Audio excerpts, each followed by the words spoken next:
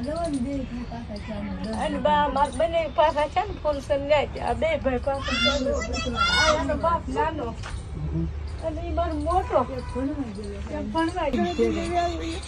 પગે ન હાલતા બધા મારા હું છું હું પણ બે